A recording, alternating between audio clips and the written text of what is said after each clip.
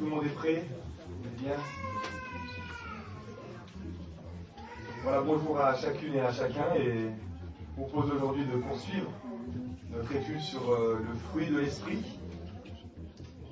Mais en guise d'introduction, j'aimerais vous faire réaliser que l'Église est une merveille de Dieu. L'Église est une merveille de Dieu. Dieu l'a rachetée par le sang de son propre Fils. Jésus bâtit son Église, Jésus aime son Église, Jésus prend soin de son Église. Et le Saint-Esprit l'équipe de ses dons. Et un jour, l'Église paraîtra devant Christ, irréprochable et dans toute sa gloire. L'Église est un projet merveilleux de Dieu, l'Église est une merveille de Dieu. L'Église est composée de personnes de tout horizon, de tout arrière-plan, de tout milieu social, mais toutes ces personnes ont un point commun, Jésus-Christ. Franchement, qu'est-ce qui peut réunir des Américains, des Brésiliens, des Portugais, des Français, des Allemands, des Belges et des Malgaches? Peut-être la Coupe du Monde, j'en sais rien. Alors qu'est-ce qui peut réunir des patrons, des cadres, des ouvriers, des femmes au foyer, des musiciens, des footballeurs, des étudiants? Qu'est-ce qui peut réunir des jeunes, des moins jeunes, des personnes en bonne santé, d'autres en moins bonne santé, des francophones, des anglophones, des lusophones? Qu'est-ce qui peut réunir des personnes de toute tribu, de toute langue, de tout peuple et de toute nation? Jésus-Christ. L'Église est une merveille car son personnage central est absolument merveilleux, Jésus-Christ. L'Église est une merveille, mais aujourd'hui l'Église reste imparfaite. Et le problème, c'est les autres. C'est toujours ça.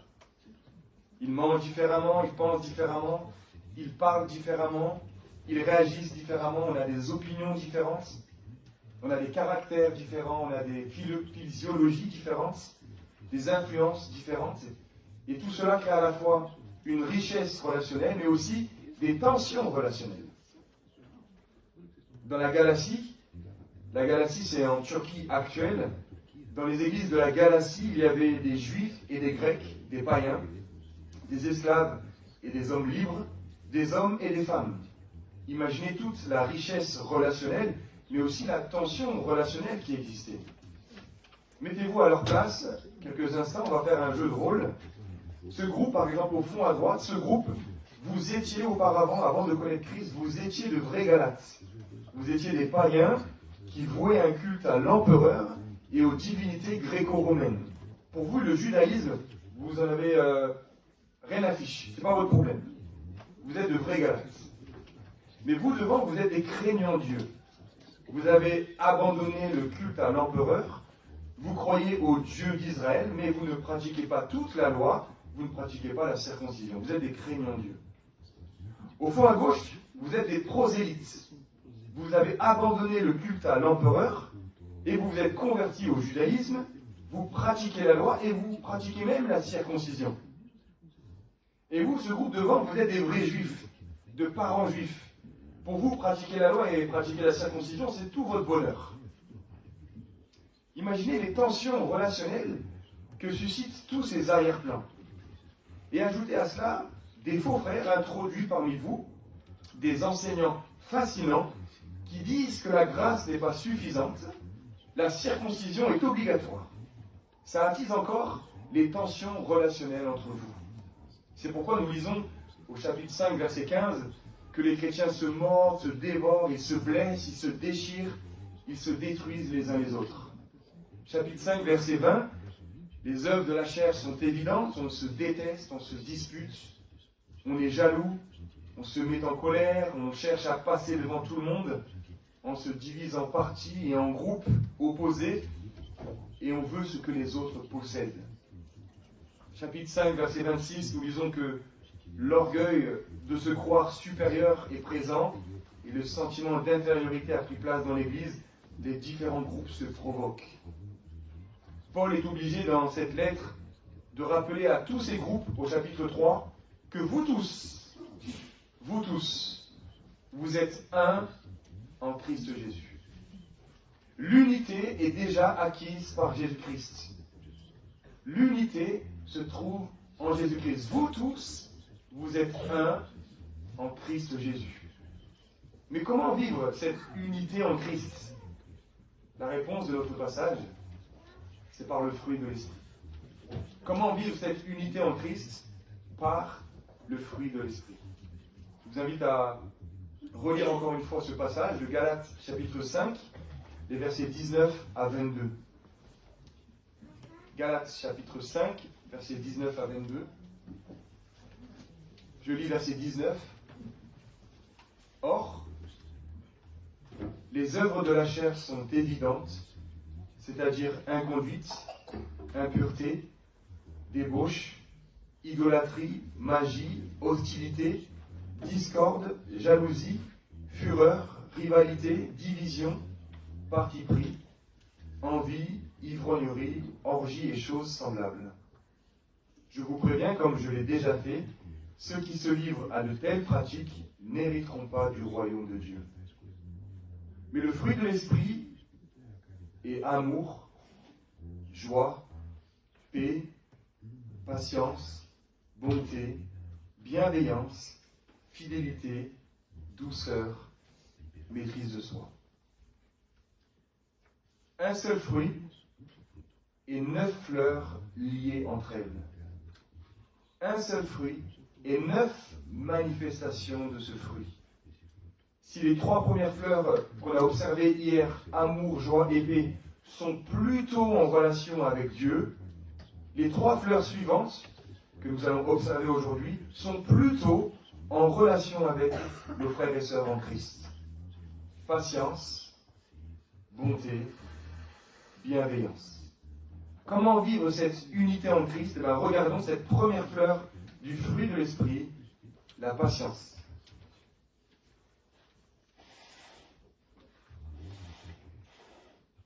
La patience, le mot est traduit également longanimité ou patience. La patience biblique est la capacité de tenir malgré les difficultés. C'est l'endurance pendant l'épreuve. Illustration, tu commences un footing, les premières minutes, ce n'est pas de la patience. Mais quand le rythme cardiaque augmente, les jambes s'alourdissent, le point de côté apparaît, une ancienne blessure refait surface, c'est à ce moment que l'on voit si tu es patient ou non. La patience, c'est la capacité à tenir dans la difficulté, c'est l'endurance pendant l'épreuve. Le roi Saül était impatient. Il devait attendre l'arrivée du prophète Samuel, mais ne pouvant plus tenir face à la pression des guerriers philistins, il offre l'Holocauste. Il n'avait pas le droit. Et au moment où il achevait d'offrir l'Holocauste, Samuel arriva. La patience de Saül lui coûta le royaume. De l'autre côté, Job, malgré ses souffrances et ses pertes, il patiente en attendant la délivrance.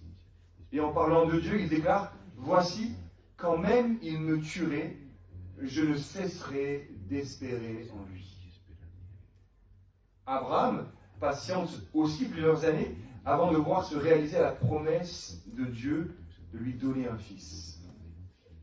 Moïse fait preuve de patience pendant 40 ans avant de se présenter aux Hébreux, et encore 40 ans pour conduire le peuple vers la terre promise. Nombre chapitre 12 affirme que Moïse était un homme très humble, plus qu'aucun être humain sur la face de la terre. Et Joseph, dans ses épreuves, attendait l'accomplissement des rêves que Dieu lui a révélés. Face à ces exemples de patience, je ne sais pas pour vous, mais j'ai l'impression de plus ressembler au roi Saül qu'à Job, Moïse ou Joseph. Comment être patient dans les épreuves? Et c'est là que nous avons absolument besoin de Dieu. Dieu est patient. Dieu est patient. 2 Pierre chapitre 3. Dieu use de patience envers vous, ne voulant pas qu'aucun périsse, mais voulant que tous arrivent à la repentance. Romains chapitre 9. Dieu supporte avec une grande patience des vases de colère qui se forment eux-mêmes pour la perdition.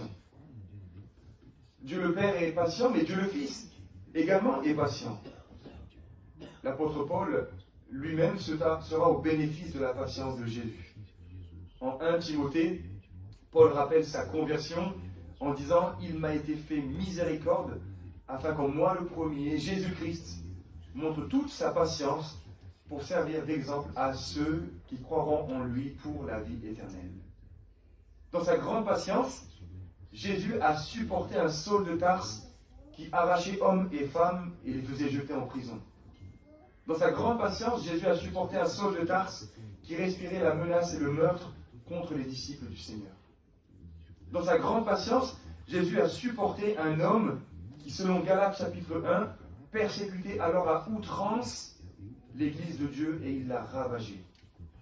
Jésus a supporté avec une grande patience Saul de Tarse pour servir d'exemple à ceux qui croiront en lui pour la vie éternelle. Jésus est patient. Jésus est patient avec sa propre famille, patient avec Nicodème, patient avec ses disciples qui ne comprennent que très peu de choses, patient avec Pierre qui va le renier jusqu'à 3 fois, patient avec Judas qui va même le trahir pour 30 pièces d'argent. Jésus a été patient jusqu'à la croix, refusant les propositions de descendre de la croix, mais restant attaché à la croix pour nous sauver.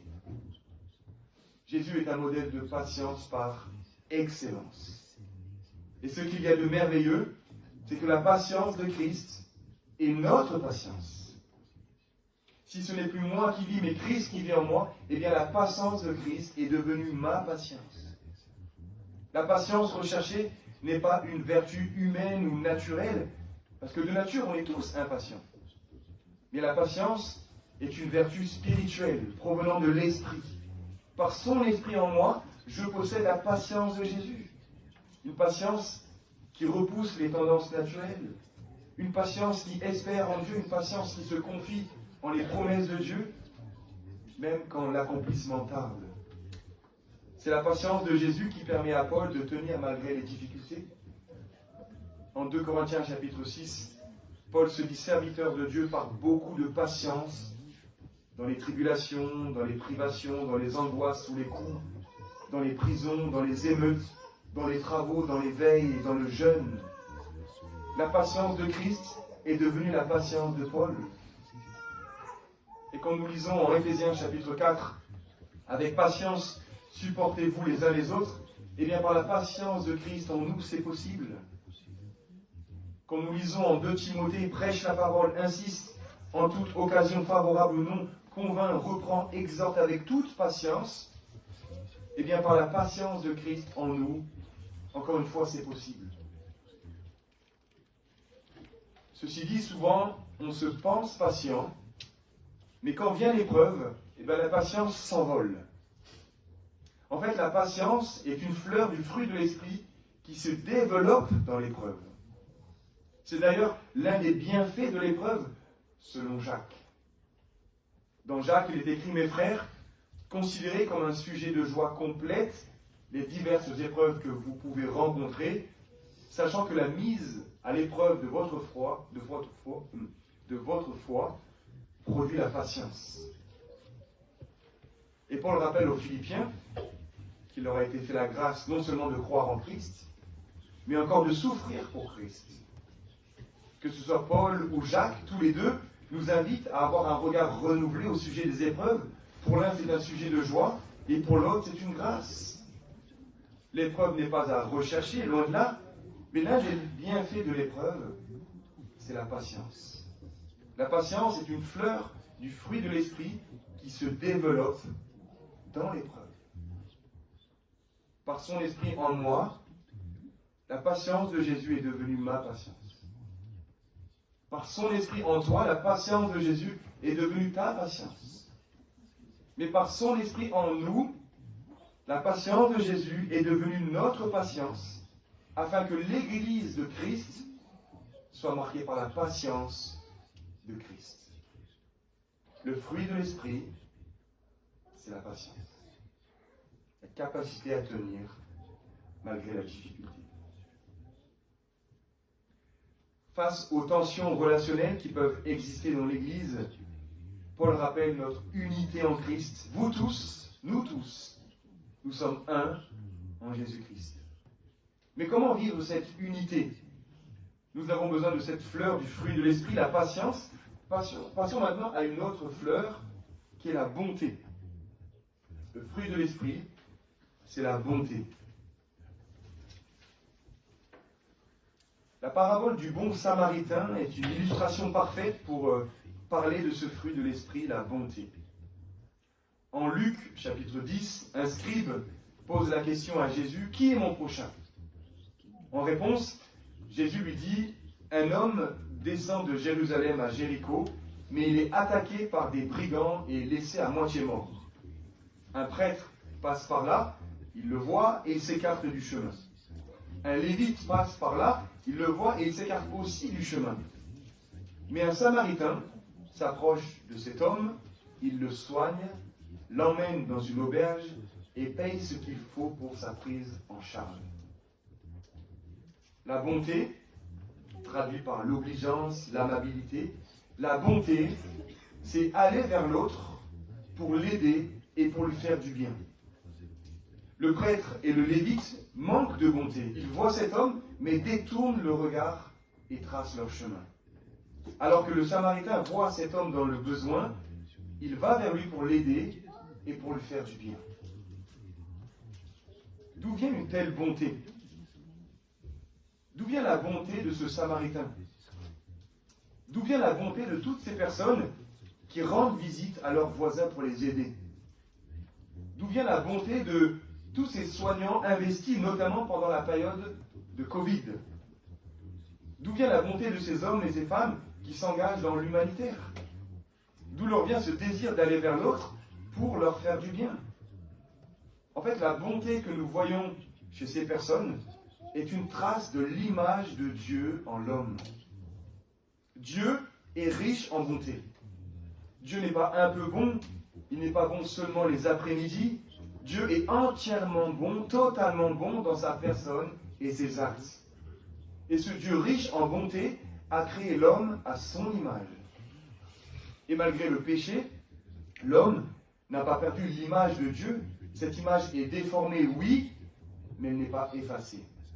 La bonté humaine que nous voyons chez ce Samaritain est une trace de l'image de Dieu en l'homme. Et en effet, la Bible reconnaît une forme de bonté en l'homme. Écoutez cette question en Romains chapitre 5. À peine mourrait-on pour un juste, quelqu'un peut-être aurait le courage de mourir pour un homme qui est bon. La Bible reconnaît aussi une forme de bonté dans les actions de l'homme. Matthieu chapitre 7. Méchant comme vous l'êtes, vous savez donner de bonnes choses à vos enfants. Et oui, en effet, la bonté que nous percevons en l'homme est une trace de l'image de Dieu en lui.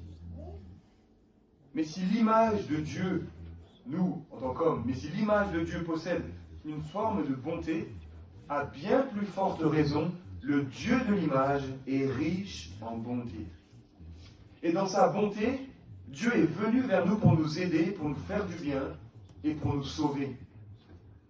Tite, chapitre 2, il est écrit « Mais lorsque la bonté de Dieu, notre Sauveur, et son amour pour les hommes ont été manifestés, il nous a sauvés. » Et la bonté de Dieu transperce nos cœurs. Imaginez cet homme laissé pour mort dans la parabole du bon samaritain. Imaginez-vous dans cette position, à cette place. Il voit un samaritain s'approcher de lui, soigner ses blessures avec de l'huile, mettre un bandage sur ses plaies, puis le samaritain le place sur sa monture, le conduit à un hôtel et paye tout pour sa prise en charge. Mettez-vous à la place de cet homme, comment réagir devant une telle manifestation de bonté ? En fait, la bonté transperce nos cœurs. Une telle manifestation de bonté me fait réaliser à quel point je manque de bonté. Et à quel point ma bonté n'est pas meilleure que celle du prêtre et du lévite. Mes amis, la bonté de Dieu transperce nos cœurs. Dieu est riche en bonté, sa bonté est bien plus excellente que celle du Samaritain. Éphésiens chapitre 2, Dieu nous a ressuscités ensemble et fait asseoir ensemble dans les lieux célestes en Christ Jésus, afin de montrer dans les siècles à venir la richesse abondante de sa grâce par sa bonté envers nous en Christ Jésus. Devant une telle manifestation de bonté, la Bible nous invite à reconnaître notre manque de bonté. La bonté de Dieu transperce nos cœurs. Romains chapitre 2. Méprises-tu les richesses de sa bonté, de son support et de sa patience, sans reconnaître que la bonté de Dieu te pousse à la repentance? La bonté de Dieu est transperçante. Et mystère encore plus merveilleux, ce même Dieu riche en bonté vit en nous par son esprit. Le fruit de l'esprit, c'est la bonté. Le chrétien, l'Église, doit être marqué par la bonté. Dans la parabole du bon samaritain, le scribe interroge Jésus, qui lui raconte cette histoire. Le scribe va alors comprendre la leçon, et Jésus finit cette histoire en disant, « Eh bien, va et agis de même. » Il va lui dire, « Eh bien, va et agis de même. » La bonté de Dieu, par sa présence en nous, par son esprit, nous sommes appelés à faire de même. Eh bien, va et agis de même. Jésus dira en Luc chapitre 6, « Votre Père est plein de bonté, soyez donc comme lui. Eh bien, va et agis de même. » La bonté, c'est aller vers l'autre pour l'aider et pour lui faire du bien. Mais pour surtout l'inviter à sentir et à voir combien l'Éternel est bon. Dans l'Église, nos différences sont source de richesse relationnelle, mais aussi de tensions relationnelles. Et Paul tient à nous rappeler que nous tous, nous sommes un en Christ Jésus. L'unité est déjà acquise par Jésus, mais comment vivre cette unité? Nous avons besoin des fleurs du fruit de l'esprit. Nous avons vu la patience. Nous venons de voir la bonté. Passons maintenant à la bienveillance. C'est la dernière fleur du fruit de l'esprit pour nous aujourd'hui. Le fruit de l'esprit, c'est la bienveillance.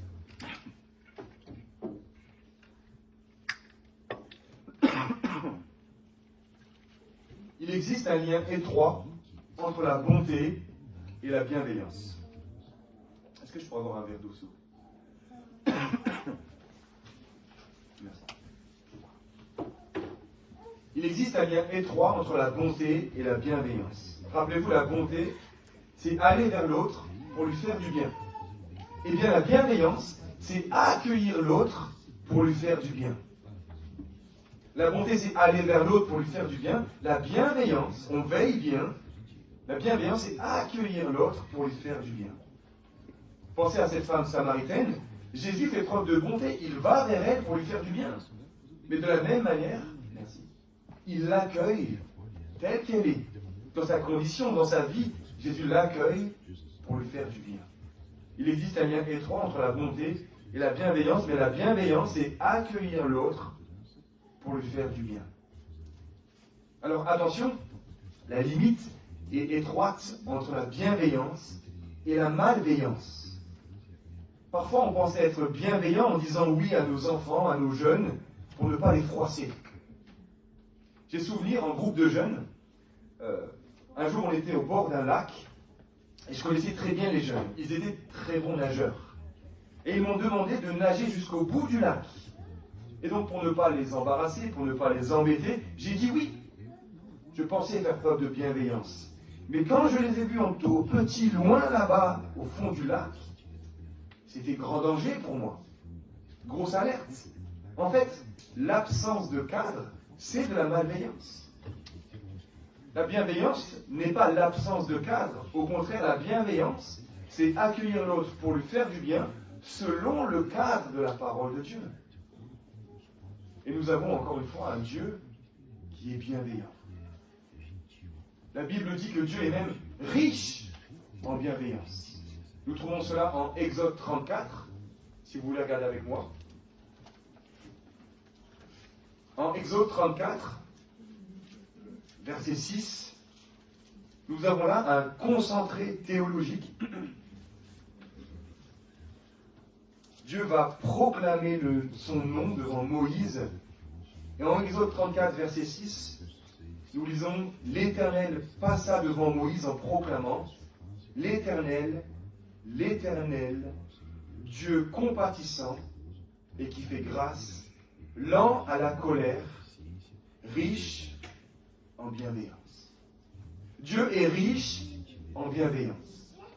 Un verset absolument merveilleux, mais quand on réalise le contexte de ce verset, eh bien juste avant, c'est Exode 32 avec l'idolâtrie avec le veau d'or.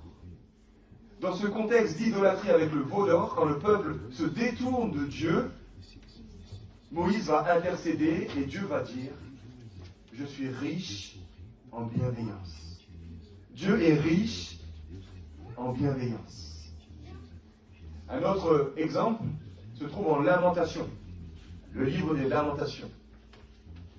Dans le livre des Lamentations, nous trouvons au chapitre 3 une déclaration absolument merveilleuse, encore une fois. Ce livre des Lamentations est une merveille scripturaire. C'est un poème, c'est de l'art. Ce livre des Lamentations est composé en 5 chapitres. Et chacun de ces 5 chapitres est composé de 22 versets. Autant de versets que de lettres dans l'alphabet hébreu. 22 versets. Mais le chapitre 3, en plein milieu du livre de Lamentation, le chapitre 3 est composé de 3 fois 22 versets. 66 versets. En fait, ce livre des Lamentations, un art, un chef-d'œuvre, peut se plier en deux. Ce livre des Lamentations peut se plier en deux, et au cœur du livre de Lamentation, nous trouvons presque le cœur de Dieu. Nous lisons en Lamentation, verset 3, verset 32 à 33. Lamentation chapitre 3, versets 32 et 33. C'est le cœur du livre de Lamentation. Nous lisons « Mais lorsque l'Éternel afflige, il a compassion selon sa grande bienveillance. Et ce n'est pas volontiers qu'il humilie et qu'il afflige les fils de l'homme. » Lorsqu'il afflige, il a compassion selon sa grande bienveillance. Le cœur du livre de Lamentation nous montre un Dieu qui est riche en bienveillance. Le cœur de Dieu, c'est sa bienveillance. Pensez au psaume 136. Le psaume 136 devait être répété par l'assemblée. Et il y avait toujours ce refrain qui apparaissait au psaume 136. « Car l'Éternel... » Est-ce que vous connaissez la suite? « Car la bienveillance de l'Éternel dure à toujours. » Psaume 136. Célébrez l'Éternel car il est bon, car sa bienveillance dure à toujours. Célébrez le Dieu des dieux, car sa bienveillance dure à toujours. Célébrez le Seigneur des seigneurs, car sa bienveillance dure à toujours. Et ça va continuer jusqu'au bout du psaume 136. Celui qui a étendu la terre sur les eaux, car sa bienveillance dure à toujours. Dieu est riche en bienveillance. Et la bienveillance que l'on peut voir chez l'homme est aussi une trace de l'image de Dieu en lui. À l'époque, quand je faisais du football, dans un club, je devais rester les week-ends dans la ville où je jouais. Et le club avait prévu des familles d'accueil. Et je me rappelle d'une famille qui m'avait accueilli pendant des années. Chaque week-end, j'allais chez eux. Cette famille, qui était non chrétienne, elle faisait preuve de bienveillance. Mais cette trace de bienveillance en eux, c'est le reflet de l'image de Dieu en eux, encore une fois. Paul, lorsqu'il est à Malte, en Acte 28, il va dire que les barbares nous témoignèrent d'une bienveillance peu commune. Ils nous recueillèrent tout auprès d'eux, avec un grand feu qu'ils avaient allumé à cause de la pluie qui survenait à cause du froid. Les barbares font preuve de bienveillance. Cette famille d'accueil a fait preuve de bienveillance. La bienveillance que l'on peut trouver chez l'homme est une trace de l'image de Dieu en lui. Et encore une fois, les églises de la Galatie sont loin d'être bienveillantes. Au lieu d'être bienveillants, on se blesse, on se déteste, on se dispute, on est jaloux, on veut ce que les autres possèdent. Certains se croient supérieurs, d'autres inférieurs. Les différents groupes se provoquent. Mais Paul rappelle que le fruit de l'esprit, c'est la bienveillance. C'est accueillir l'autre, pour lui faire du bien selon la parole de Dieu. Et Jésus est le modèle par excellence de bienveillance. Écoutez cette parole pour nous tous, surtout dans un monde qui va à 1000 à l'heure. Nous sommes dans le travail, dans le quotidien, dans les activités, et le monde va à 1000 à l'heure. Et Jésus nous dit dans Matthieu chapitre 11, verset 28, « Venez à moi, vous tous qui êtes fatigués et chargés, et je vous donnerai du repos. » Il y a la fatigue du rythme de ce monde, mais il y a aussi l'accablement du péché dans nos vies. Venez à moi, vous tous qui êtes chargés et fatigués, et je vous donnerai du repos. Voilà la parole de Christ. Venez à moi, ça c'est l'accueil. Vous tous qui êtes fatigués et chargés, et je vous donnerai du repos. C'est l'objectif de Jésus. Jésus veut nous faire du bien. Écoutez cette autre parole dans un contexte à l'époque où les Juifs méprisaient les enfants. Les Juifs méprisaient les enfants. Les enfants, les femmes et les chiens étaient considérés au même niveau. Ça, c'était l'époque, il y a 2000 ans, chez les Juifs. Mais en Matthieu chapitre 19, il est écrit, « Alors, des gens amenèrent à Jésus des petits-enfants afin qu'il leur impose les mains et prie pour eux. Mais les disciples leur firent des reproches. » Et oui, ça c'est le contexte de l'époque. De l'époque, on ne veut pas de genre d'enfants. Et Jésus dit, « Laissez les petits-enfants et ne les empêchez pas de venir à moi, car le royaume des cieux est pour ceux qui leur ressemblent. » La bienveillance, c'est accueillir l'autre pour lui faire du bien. Et ce texte nous encourage, nous personnellement et en Église, il nous encourage à la bienveillance. Imaginez-vous un matin, comme David. David, on a l'impression qu'il se lève un matin et il pose cette question, envers qui pourrais-je faire preuve de bienveillance? Reste-t-il quelqu'un de la famille de Saül pour que j'use de bienveillance envers lui? Alors on lui présente Méphibosheth, l'un des fils de Saül. Méphibosheth qui est rejeté, qui est loin, qui est perclus les pieds. Et David va user envers Méphibosheth de bienveillance. Il va aller le chercher, il va l'accueillir chez lui, et il va prendre soin de lui comme un fils. Et Méphibosheth va manger à la table du roi tous les jours de sa vie. David fait preuve de bienveillance envers Méphibosheth. Il l'accueille pour lui faire du bien. Ce que nous voyons à travers l'histoire de David et Méphibosheth, c'est ce que Jésus a fait pour nous. Nous étions loin, éloignés, mais Jésus est venu vers nous pour nous faire du bien, pour nous accueillir, pour démontrer sa bienveillance.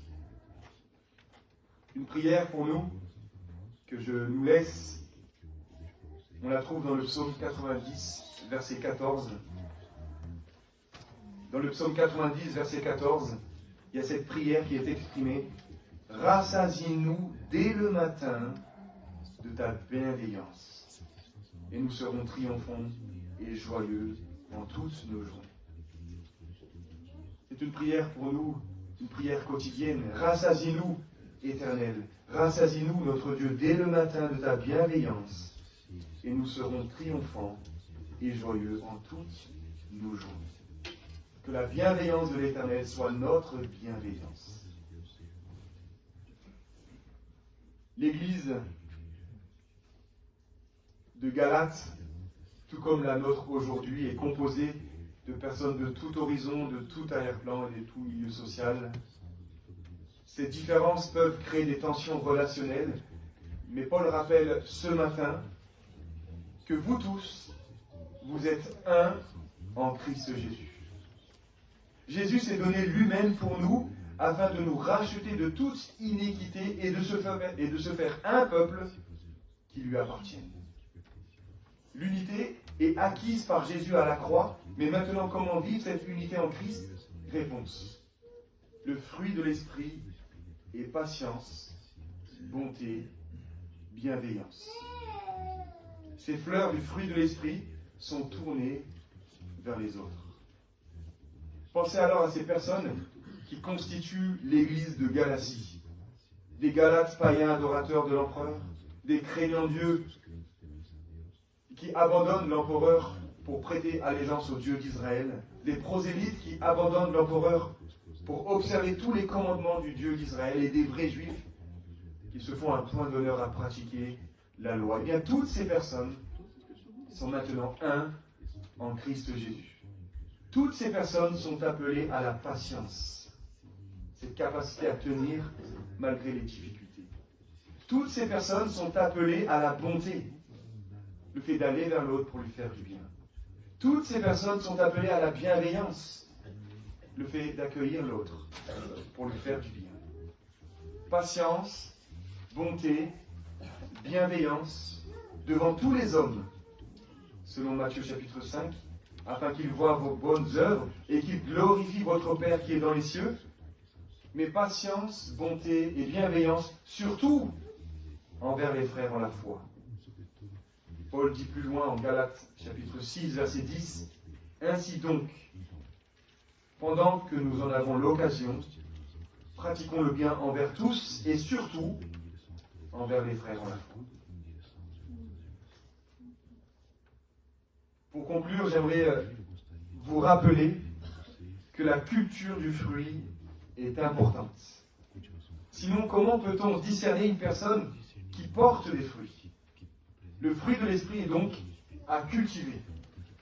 Pour cultiver le fruit de l'esprit, nous devons déjà arracher les mauvaises herbes. En d'autres mots, nous devons crucifier notre nature pécheresse. Cette expression apparaît au verset 24 de Galates chapitre 5. Nous lisons Galates 5, 24. « Or ceux qui appartiennent à Jésus-Christ ont crucifié la nature pécheresse avec ses passions et ses désirs. » Et remarquez avec moi que la crucifixion ici n'est pas quelque chose que nous subissons, mais que nous accomplissons.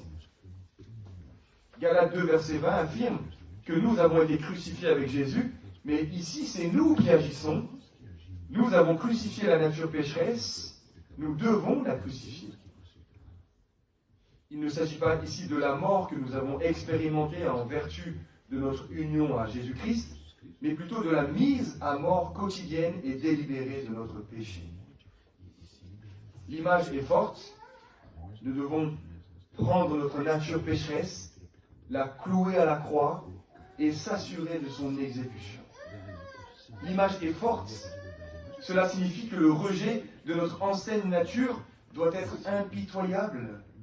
Tout comme la crucifixion est impitoyable, notre rejet du péché doit être impitoyable. Cela signifie aussi que le rejet de notre ancienne nature est douloureux. La crucifixion est douloureuse, mais rester sur la croix est aussi douloureux. Et en effet, rejeter le péché dans nos vies n'est pas sans douleur. Crucifier notre nature pécheresse signifie aussi que le rejet de notre ancienne nature doit être net, clair et net. La mort par crucifixion était certes une mort lente, mais elle était certaine, elle était nette, elle était claire. Oui, nous ne parviendrons pas à détruire totalement la nature pécheresse ici-bas, mais notre ambition n'est pas que le péché diminue, mais plutôt qu'il soit mis à mort. Quand nous sommes venus à Christ, nous avons pris notre nature pécheresse avec toutes ses passions et ses désirs, et nous l'avons clouée à la croix. Mais si nous avons crucifié la nature pécheresse, nous devons la laisser à la croix jusqu'à sa mort. C'est un encouragement pour nous à cultiver la repentance jour après jour. Pour cultiver le fruit de l'esprit, nous devons arracher les mauvaises herbes, mais nous devons aussi laisser l'esprit diriger notre vie. Selon Galates chapitre 5, verset 18, en étant conduit par l'esprit. Et verset 25, en marchant par l'esprit. La première expression est passive, l'autre active. L'esprit est notre conducteur. Le verbe conduire dans le grec s'applique à un fermier qui dirige du bétail, à un berger qui conduit un troupeau, à des soldats qui escortent un prisonnier au tribunal ou en prison, et au vent qui pousse un bateau. L'Esprit, notamment avec la parole de Dieu, nous conduit et oppose ses désirs à ceux de notre nature pécheresse. L'Esprit crée en nous des désirs agréables à Dieu. Alors passivement, le chrétien cède à la conduite de l'Esprit, mais c'est une erreur de conclure que notre seul devoir consiste à nous soumettre de façon passive au contrôle de l'Esprit. Au contraire, nous devons nous-mêmes marcher de façon active et décidée avec l'Esprit. Le Saint-Esprit est à la fois le guide qui nous montre le chemin, mais aussi le chemin où nous marchons. Le verbe marcher fait référence à des personnes disposées en ligne. Marcher par l'Esprit, c'est marcher sur la ligne que le Saint-Esprit nous trace dans sa parole. Il ne suffit pas de céder de façon passive au contrôle de l'Esprit. Nous devons également marcher activement dans le chemin indiqué dans la parole de Dieu, qui est l'épée de l'Esprit. Finalement, cultiver le fruit de l'Esprit se résume à 2 déclarations fortes pour le chrétien. La première déclaration, c'est « J'appartiens à Christ, j'ai crucifié ma nature pécheresse et comme Jésus, il est hors de question que j'envisage un seul instant de descendre de la croix. » La deuxième déclaration, tout aussi forte, c'est « J'appartiens à Christ, son esprit habite en moi, et tout en laissant l'esprit diriger ma vie, je veux marcher jour après jour sur la ligne tracée dans la parole de Dieu. » C'est ainsi que de manière passive et active, nous serons conduits par l'Esprit afin de cultiver du fruit pour la gloire de Dieu. Le fruit de l'Esprit, c'est la patience, la bonté et la bienveillance. Mais ce fruit est à cultiver dans nos vies. Je vous invite à terminer par la prière. Je vais prier.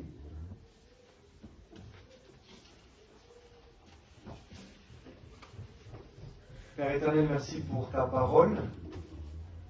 Merci parce qu'elle nous montre ta volonté et elle nous révèle que ce Dieu qui est riche en patience, en bonté et en bienveillance, eh bien ce Dieu habite en nous par son esprit.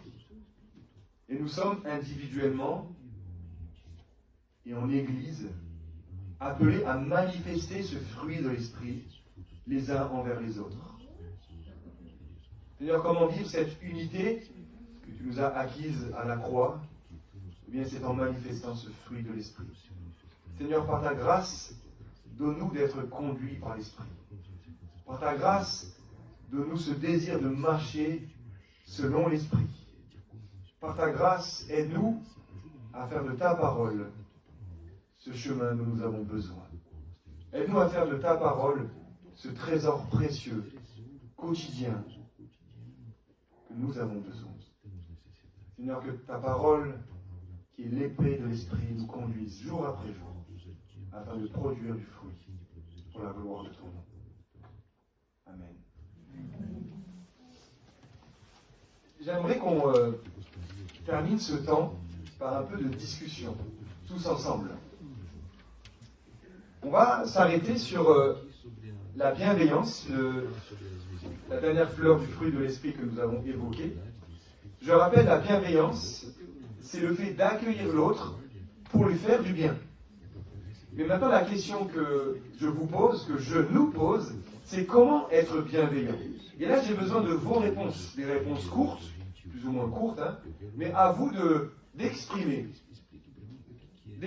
selon vos convictions, selon ce que vous voyez, comment faire preuve de bienveillance, comment accueillir l'autre pour lui faire du bien, concrètement.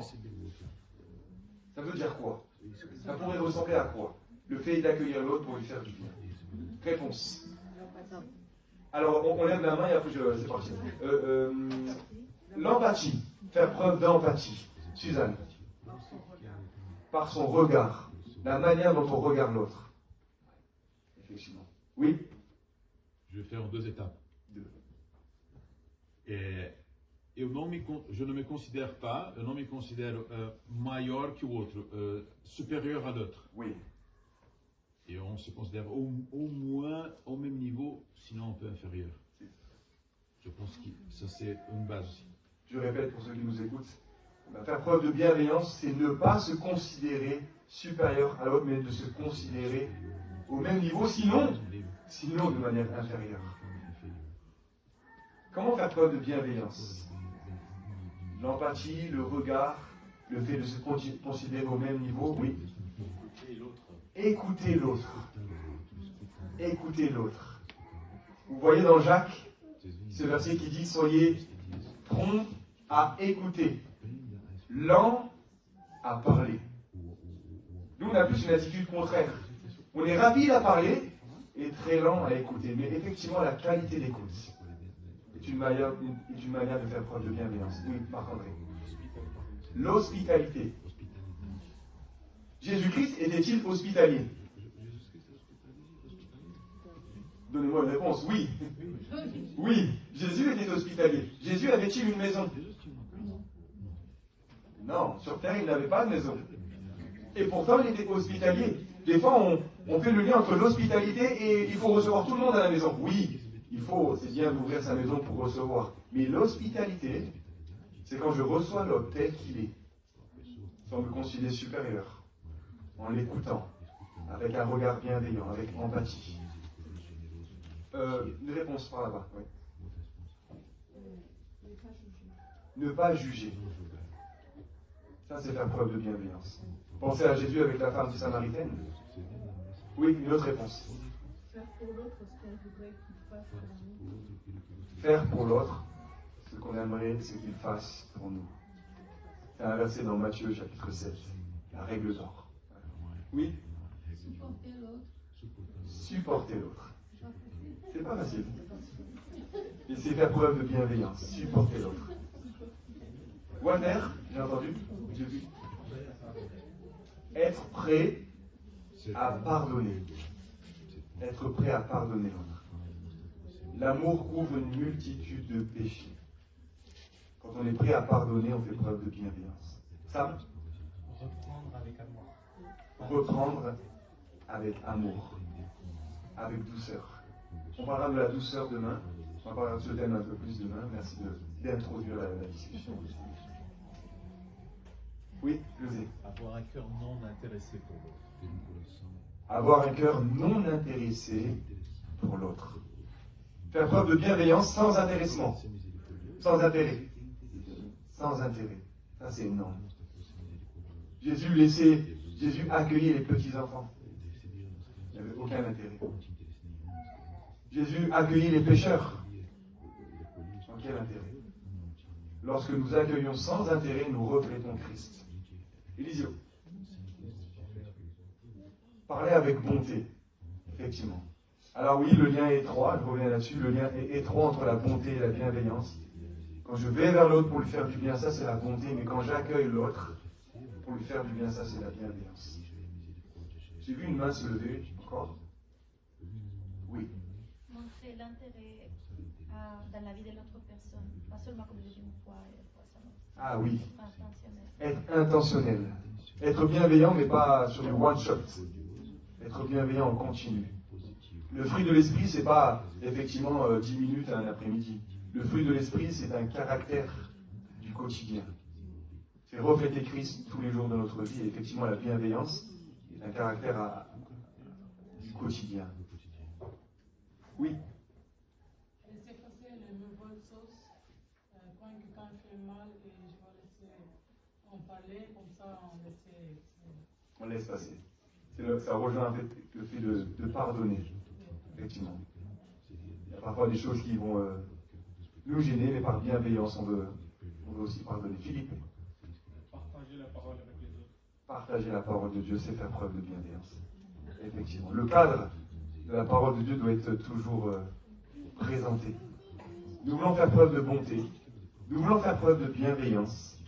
Mais nous voulons manifester ce caractère dans le but de présenter la parole de Dieu et que ces personnes viennent à Christ ou qu'elles soient encouragées par Christ. La parole de Dieu. Oui. réprimander avec amour dans les vérités bibliques. Ouais. Réprimander avec amour, ça vient avec redresser l'autre avec douceur. Amour et douceur. Amour et vérité, ouais. Oui. Aider quelqu'un dans le besoin, même matériellement s'il a besoin. C'est clair. On pense au bon samaritain. Oui. C'est justement, je vais faire un comparatif vite, parce que je ne sais pas si j'arrive bien à m'exprimer, mais bon, dans les versets en portugais, le mot bienveillant, c'est benignidade. La benignidade, c'est un peu la dérivation des bontés. C'est un peu la dérivation. Et on comprend aussi, quand on étudie les mots en portugais, que ça veut dire que quand je parle à quelqu'un, je ne pars pas du principe que lui, il pense mal de moi. Et je ne pars pas au principe, en exemple, si quelqu'un part d'ici, laisse la porte ouverte, après, je vais penser, ah, lui, il a fait exprès pour quelqu'un ici, voler les choses, et là.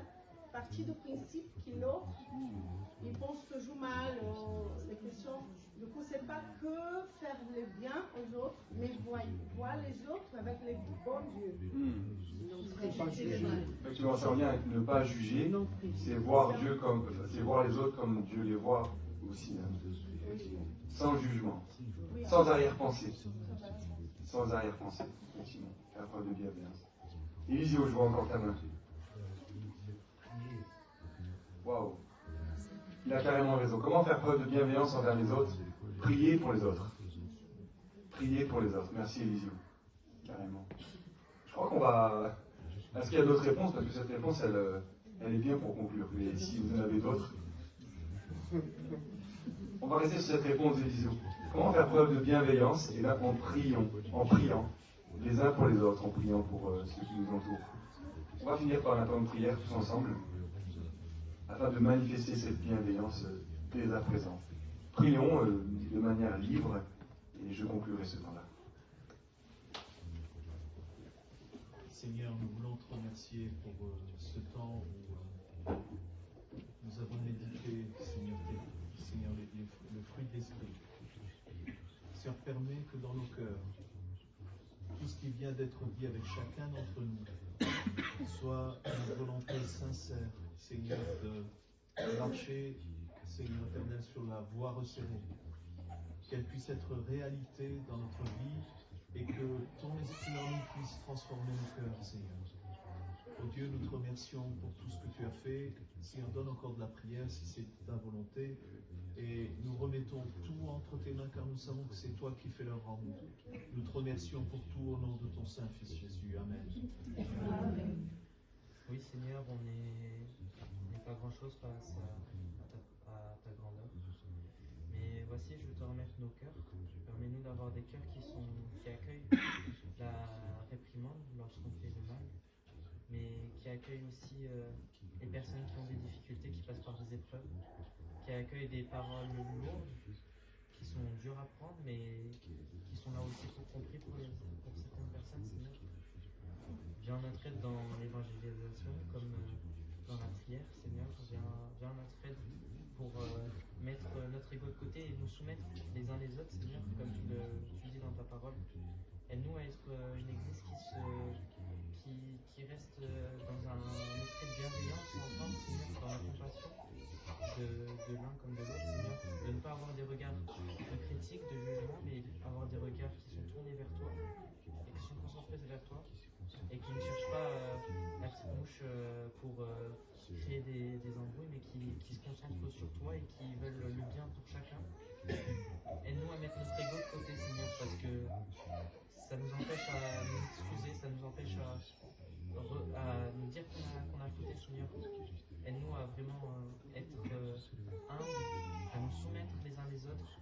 Humilie-nous si cela peut nous aider à nous rapprocher de toi, Seigneur, car tu es tellement plus grand et tu as décidé de t'humilier pour qu'on ait la vie éternelle, Seigneur.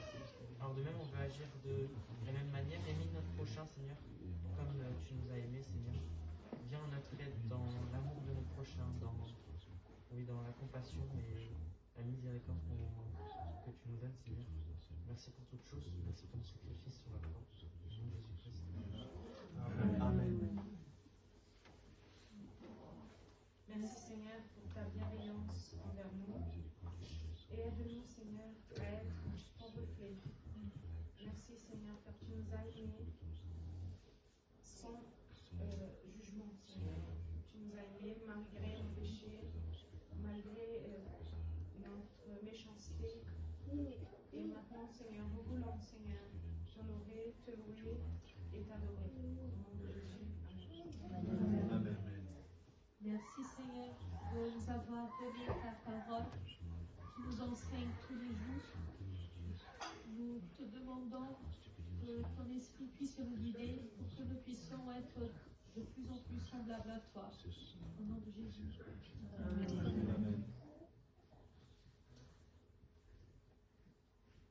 Merci Seigneur que depuis que tu étais ici, tu as donné cette éducation pour tes disciples. Et de nos jours, Seigneur, je te remercie aussi parce que nous pouvons encore étudier ta parole. Et je remercie aussi que d'avoir de gens comme Julien ou les autres, Seigneur, qui ont étudié cette parole pour pouvoir transférer à nous autres chacun.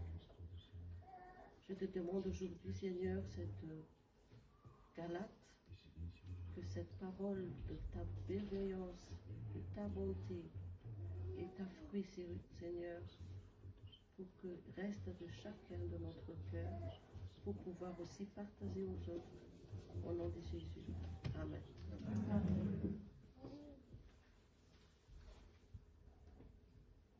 Merci Seigneur, parce que, encore une fois, Seigneur, nous ne pouvons, Seigneur, que nous émerveiller devant ta splendeur, ta magnificence, ta puissance, Seigneur. Nous sommes là, Seigneur, pour te remercier, car réellement, comme tu dis dans ta parole, le fruit de l'Esprit, Seigneur, ne peut être, Seigneur Jésus-Christ, produit que dans une nouvelle naissance, dans celui qui est né de l'Esprit. Et nous savons que cette naissance, Seigneur, elle ne vient pas de nous-mêmes, c'est pas nous qui pouvons la produire, il n'y a que toi. Alors, Seigneur, aide-nous, Seigneur, à nous repentir, Seigneur, chaque jour, à confesser nos péchés, Seigneur, afin que, Seigneur, jour après jour, notre chair puisse être crucifiée. Car nous savons, Seigneur, qu'elle ne se fait pas en une fois, mais, Seigneur, tous les jours, jusqu'à la fin de nos jours. Nous te remercions, Seigneur, parce que nous savons que tu es sur le point de revenir. Pour chacun de nous, Seigneur, nous ne connaissons pas la fin, mais toi, tu la connais mieux que nous. Alors prépare-nous, Seigneur, afin, Seigneur, qu'au moment propice, nous puissions, Seigneur, tous être prêts. Nous te remercions pour tout, au nom de Jésus. Amen.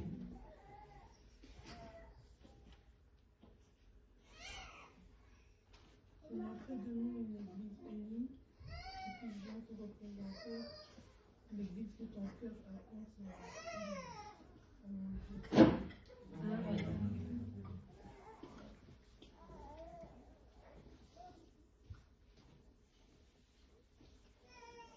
Seigneur, je veux te remercier encore pour toute la variété que tu as mis dans ton église. Et parce que dans cette variété, chacun de nous représente qui tu es, Seigneur. Et c'est vraiment merveilleux de pouvoir vivre entouré de frères et sœurs qui ne sont pas exactement comme nous, pour justement apprendre à nous aimer, et apprendre à aimer toutes ces différences et apprendre à aimer tout ce que toi tu es, Seigneur. Et à pouvoir vraiment ressentir ton cœur en nous et pouvoir vivre pleinement ton amour, Seigneur. Merci parce que ton esprit est là pour nous aider. Merci de l'avoir placé dans chacun de nous et que lui-même nous tisse ensemble. Lui-même nous fait du bien de jour en jour et nous enseigne de jour en jour. Garde-nous dans l'humilité, Seigneur.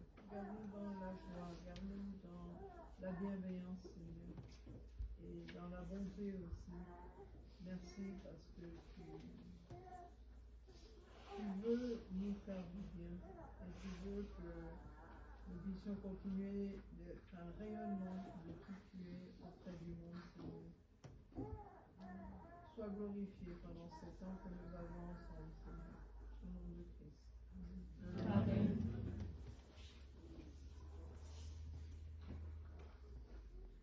Nous te disons merci, Seigneur, que tu nous as accueillis, Seigneur, avec des bienveillances. Tu es merveilleux de nous recevoir, nous, pécheurs, nous qui avons encore la nature, Seigneur, Adam, qui nous a sauvés en Jésus-Christ. Et merci, Seigneur, que tu as la patience envers nous, Seigneur. Parce que nous sommes sauvés et nous te remercions, Seigneur, nous t'adorons pour cela, mais nous ne sommes pas encore glorifiés. Et alors, Seigneur, nous te demandons pardon, Seigneur, lorsque nous ne pratiquons pas, Seigneur, le fruit de ton esprit, dans le sens de la patience, dans le sens de l'amour. Mais nous savons, Seigneur, que tu es en train de travailler en nous et que tu as accompli ton œuvre dans nos cœurs. Nous t'adorons pour cela et c'est au nom de Jésus que nous prions. Amen. Amen.